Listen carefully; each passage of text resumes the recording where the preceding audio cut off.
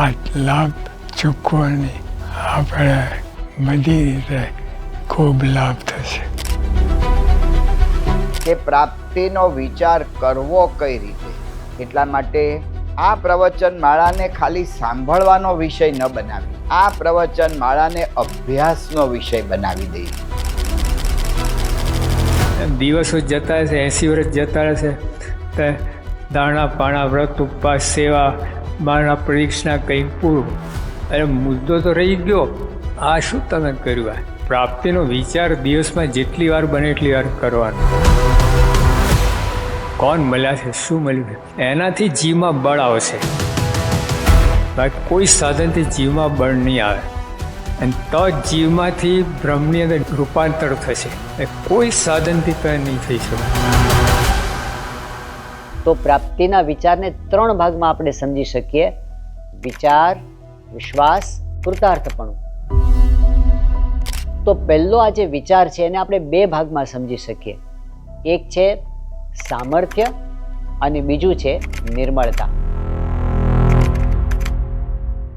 કે જેઓના પરમહંસોનું જીવન એવા ઈશ્વરીય સામર્થ્ય સાધુતા સંપન્ન જે મરેલાને પણ બેઠા કરે, એને જોઈને લોકોને થઈ જાય કે આ ભગવાન છે.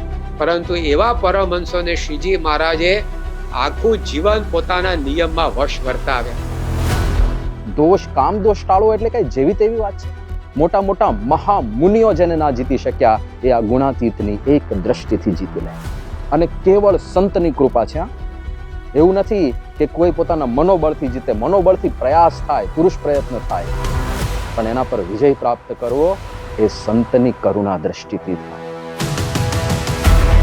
ગઢપુર જેવા નાનકડા ગામમાં બિરાજમાન ભગવાન સ્વામિનારાયણની દિવ્યતા અને શાંતિના કિરણો કેટલે દૂર સુધી ફેલાયા હશે કે ગુજરાત અને સમગ્ર ભારતના અનેક રાજ્યોમાંથી મોટા મોટા વિદ્વાનો, કવિઓ, મંડલેશ્વરો પોતાના આશ્રમ તથા મઠની મહંતાઈ અને શિષ્યો છોડીને ભગવા કપડાં ધારણ કરીને શ્રીજી મહારાજના દાસ બનીને રહ્યા.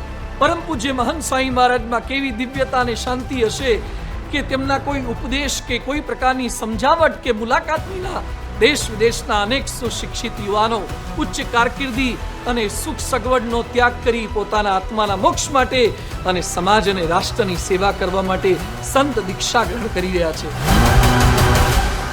મંડે 4 PM સાંજે 4 વાગે એક્ઝેક્ટ ટાઈમ. વર્ષો પછી એમણે ધામમાં જવાનું થયું ત્યારે બાપાએ દિવ્ય દર્શન આપ્યા કે હું તમને 3 દિવસમાં તેડી જઈશ. અને 3 દિવસમાં એને નખમાં પણ રોગ નહોતો, પરંતુ એણે કીધું કે જો મને પ્રમુખ સ્વામી બાપા તેડવા આવ્યા છે, અને ખરેખર એમણે આ દેહ છોડી દીધો. ને બરાબર લગ્ન થઈ ગયા ત્યાર પછી બરાબર 10મે દિવસે મહંત સ્વામી મહારાજ મારી કાકાને ધામમાં લઈ ગયા. બીજું કોઈ ચાન્સ જ નથી કે આવું આટલું કોન્ફિડન્ટલી ટાઈમ ડે કહી શકે આપણને. આટલું કોણ કહી શકે? ભગવાન જ કહી શકે. કે જ્યારથી ગીતામાં ઉપદેશ આપવાનો આરંભ થયો છે ત્યારથી લઈને 18મા અધ્યાય સુધી એક પણ અધ્યાય એવો નથી કે જેમાં અક્ષર પુરુષોત્તમ સિદ્ધાંતની વાત ન થઈ હોય. એવું એક પણ ઉપનિષદ નથી કે જેની અંદર અક્ષર પુરુષોત્તમ સિદ્ધાંત ન હોય. કે અક્ષર પુરુષોત્તમ સિદ્ધાંત એ બ્રહ્મ વિદ્યાનો પર્યાય છે.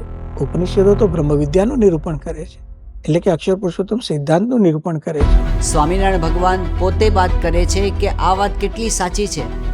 સ્વામિનારાયણ ભગવાન કહે છે, હું તમને પ્રત્યક્ષ નજરે જોઈને આ વાત કરું છું, જેમ છે એમ, અને સોગંદ ખાઈને વાત કરી છે. બસ એક જ ઈચ્છા છે, બધાના જીવનું રૂડું થાય એ વિના બીજો કોઈ આશય નથી. બધા મૂળ અક્ષર નહીં, અક્ષર મુક્તો ખરા. મૂળ અક્ષર એક જ હોય એવું ઉપનિષદોમાં, વચનામૃતમાં, વેદરસમાં, ગુણાતીતાનંદ સ્વામીની વાતોમાં બધે મૂળ અક્ષર એક જ છે એવું સ્પષ્ટ છે. ગુણાતીતાનંદ સ્વામીની અક્ષર બ્રહ્મ તરીકેની પ્રસિદ્ધિ એ પણ એટલી જ થયેલી હતી.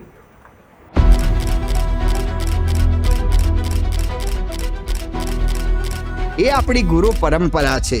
ભગવાન મય જ જીવે છે તો અખંડ એમને ભગવાનનો જ વિચાર એ આવ્યા કરે છે.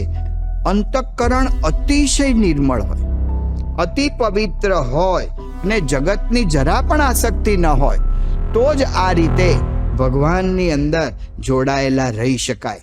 આ આપણને પ્રત્યક્ષપણે આપણને આપણા સત્પુરુષોમાં દેખાય છે. આ કેટલી મોટી વાત થાય છે. વિશ્વના આટલા બધા મોટા મોટા નેતાઓની અંદર સૌથી નમ્ર જો કોઈને ગણવા હોય તો ડૉક્ટર એપીજે અબ્દુલ કલામ. અને એ પ્રમુખ સ્વામીને કહે કે આપે મને શીખવાડ્યું છે કે અહમ શૂન્યતા એટલે શું, તો પ્રમુખ સ્વામી મહારાજની અહમ શૂન્યતા કેટલી હશે? અહમની એક પણ રેખા નથી. દેટ ઇઝ મહંત સ્વામી મહારાજ. એટલે અત્યારે એમના સાનિધ્યમાં લોકોને વિષયનો તિરસ્કાર છે. સતયુગ નહીં પરંતુ અહીંયા બ્રહ્મયુગ ગુણાતીત યુગના આપણને દર્શન થઈ રહ્યા છે. બાપાએ કહ્યું કે મને વિશ્વાસ છે કે મારા એક એક હરિભક્ત એ વેચાઈ જશે, પણ આ મંદિરનું કાર્ય સમયસર પૂરું કરશે.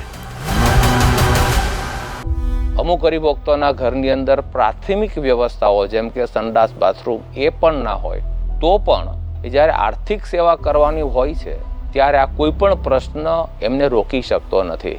કારણ કે જેવા સ્વામીશ્રીના આશીર્વાદ પડ્યા અને સ્વામીશ્રીની હાકલ વાગી અને જોતજોતામાં તો જે 400 ફૂલ ટાઈમ વોલેન્ટિયર જે પોતાના નોકરી મૂકીને ધંધા મૂકીને વ્યવસાય કે કારકિર્દીને ઠોકર મારીને ઘણા બધા વિદ્યાર્થીઓ પોતાના અભ્યાસની અંદર ગેપ યર લઈને આ સેવાની અંદર આવી ગયા.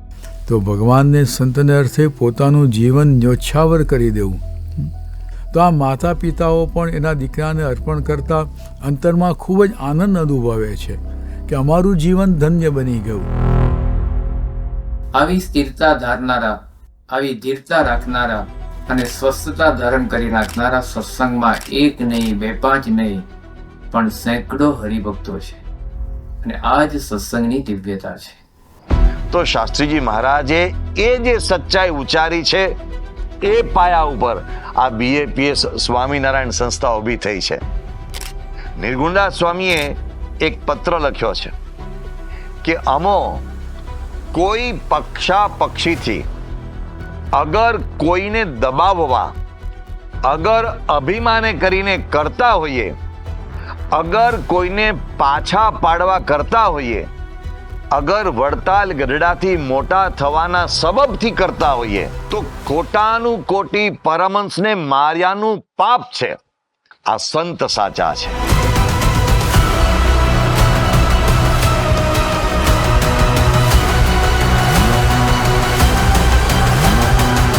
સૌ અનુભવે છે આ વાત સાચી છે. આ સંસ્થાનું કાર્ય સાચું છે.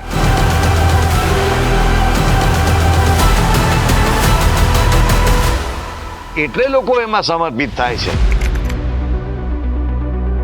મને ભગવાન છે સર્વોપરી કરતા અને પછી પાછા સાકાર અને પ્રગટ છે. અને એ પ્રમાણે પોતાના એકાંતિક સંત દ્વારા, ગુણાતીત સંત દ્વારા અખંડ પોતે વિચરે છે, રહે છે અને એ પ્રગટ છે ને છે. મહારાજ પ્રગટ છે, જતા નહીં રહ્યા. 49 વર્ષ પ્રયાણ કરી જતા રહ્યા. મહારાજ પ્રગટ છે સંત સ્વરૂપે. આજે શાસ્ત્રીમાં યુગમાં પ્રમુખમાં એ સ્વરૂપે ભગવાન પ્રગટ છે, વિચરે છે. મનુષ્ય જેવા દેખાય છે, આપણા જેવા દેખાય છે, મોદા હાજા દેખાય છે, દુઃખ સુખ બધું આવે છે, પણ છતાં એ ભગવાનનું સાક્ષાત સ્વરૂપ છે. પ્રગટ છે એટલે શ્રીજી મહારાજ જ, જરાય ઓછું નહીં. પણ આમાં સમ્યક પ્રકારે રહ્યા છે, જેવા અક્ષરધામમાં છે તે મહારાજે કહ્યું પ્રસંગ 27માં કે આવા સંતના નેત્રમાં જોનારા ભગવાન છે, એના પગમાં ચાલનારા ભગવાન છે. એમાં તો સાક્ષાત સાંગો પાંગ નખથી શિખા પર્યંત રૂવાડે રૂવાડે તો રહ્યું છું સંતે સ્વયં હરી. એટલું કે સંત દ્વારા મળ્યા આપણને ભગવાન જ છે, બીજું કંઈ નહીં. સ્વામી આજે ભગવાન સિવાય કંઈ છે જ નહીં અંદર. એટલે આવી રીતે આપણે પ્રાપ્તિ થઈ છે. જયરામ સ્વામી કહે છે, મહારે મુનિના ધ્યાનમાં ના આવે તેરે સામરીઓ મુજને બોલાવે. મોટા ઋષિમુનિઓ લાખો વર્ષથી તપ કરે છે, જેને ઝાંખી થઈ નથી ભ્રમ કેવું હોય, એ ભ્રમ મને બોલાવે છે. આવ બોલાવે, આશીર્વાદ આપે, થાપ આપે, ગમ્મત કરે આપણી સાથે. એવું કહેવાય. કેટલા નસીબદાર છીએ આપણે. એટલે આપણે દ્રઢ એવો નિશ્ચય કરી લેવો જીવની અંદર. એક તો યોગી આ વખત બાળા ભારી વાતો મુખે કરવી, મોડી વાત કેદી ન ઉતરવી. મુખો મુખ થઈ ઓળખાણ, કોઈ વાતને ન રહી તાણ. આ બ્રહ્માંડમાં આ કોણા તુલ્ય, ભાગ્યશાળી માનો યદ ભૂલ. એટલે આના માટે છે નિષ્કોણ સાંઈ લખ્યું કે એ એકાંતમાં બેસીને વિચાર કરવો પડે.